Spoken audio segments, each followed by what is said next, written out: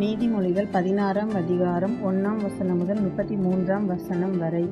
மனதின் யோசனைகள் மனுஷனுடையது, நாவின் பிரதியுத்தரம் கர்த்தரால் வரும். மனுஷனுடைய வழிகள் எல்லாம் அவன் பார்வைக்கு சுத்தமானவைகள், கர்த்தரோ ஆவிகளை நிறுத்து பார்க்கிறார். உன் செய்கைகளை கர்த்தருக்கு ஒப்புவி, அப்பொழுது உன் யோசனைகள் உறுதிப்படும். கர்த்தர் சகலத்தையும் தமக்கென்று படைத்தார், தீங்கு நாளுக்காக துன்மார்க்கனையும் உண்டாக்கினார். மன மேட்டிமை உள்ளவன் எவனும் கர்த்தருக்கு அருவருப்பானவன், கையோடே கை கோர்த்தாலும் அவன் தண்டனைக்கு தப்பான். கிருபையினாலும் சத்தியத்தினாலும் பாவம் நிவர்த்தியாகும், கர்த்தருக்கு பயப்படுகிறதினால் மனுஷர் தீமையை விட்டு விலகுவார்கள். ஒருவனுடைய வழிகள் கர்த்தருக்கு பிரியமாயிருந்தால் அவனுடைய சத்துக்களும் அவனோடு சமாதானமாகும்படி செய்வார். அநியாயமாய் வந்த அதிக வருமானத்திலும் நியாயமாய் வந்த கொஞ்ச வருமானமே உத்தமம். மனுஷனுடைய இருதயம் அவனுடைய வழியை யோசிக்கும், அவனுடைய நடைகளை உறுதிப்படுத்துகிறவரோ கர்த்தர். ராஜாவின் உதடுகளில் திவ்ய வாக்கு பிறக்கும், நியாயத்தில் அவன் வாய் தவறாது. சுமித்திரையான நிறைகோலும் தராசும் கர்த்தருடையது, பையில் இருக்கும் நிறை கல்லெல்லாம் அவருடைய செயல். அநியாயம் செய்வது ராஜாக்களுக்கு அருவருப்பும், நீதியினால் சிங்காசனம் உறுதிப்படும். நீதியுள்ள உதடுகள் ராஜாக்களுக்கு பிரியம், நிதானமாய் பேசுகிறவனின் ராஜாக்கள் பிரியப்படுவார்கள். ராஜாவின் கோபம் மரண தூதருக்கு சமானம், ஞானமுள்ளவனோ அதை ஆற்றுவான். ராஜாவின் முகக்கலையில் ஜீவன் உண்டு, அவனுடைய தயை பின்மாறி பெய்யும் மேகத்தைப் போல் இருக்கும்.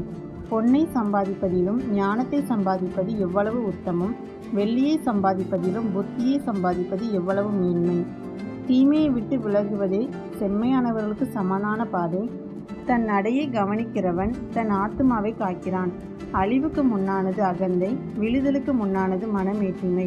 அகங்காரிகளோடே கொள்ளை பொருளை பங்கிடுவதை பார்க்கிலும் சிறுமையானவர்களோடே மனத்தாழ்மையாய் இருப்பது நலம்.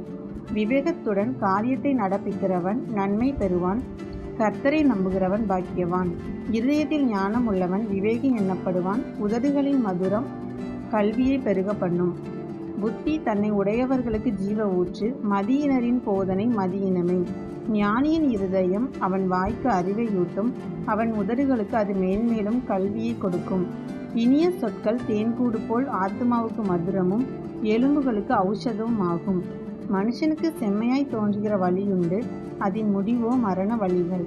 பிரயாசப்படுகிறவன் தனக்காகவே பிரயாசப்படுகிறான், அவன் வாய் அதை அவனிடத்தில் வருந்தி கேட்கும்.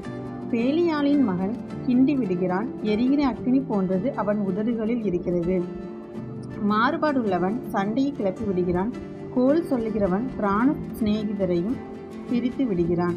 கொடுமையானவன் தன் அயலானுக்கு நயங்காட்டி அவனை நலமல்லாத வழியிலே நடக்க பண்ணுகிறான். அவன் மாறுபாடானவைகளை யோசிக்கும்படி தன் கண்களை மூடி தீமையை செய்யும்படி தன் உதடுகளை கடிக்கிறான். நீதியின் வழியில் உண்டாகும் நரைமயிரானது மகிமையான கிரீடம். பலவானை பார்க்கிலும் நீடிய சாந்தமுள்ளவன் உத்தமன், பட்டணத்தை பிடிக்கிறவனை பார்க்கிலும் தன் மனதை அடக்குகிறவன் உத்தமன்.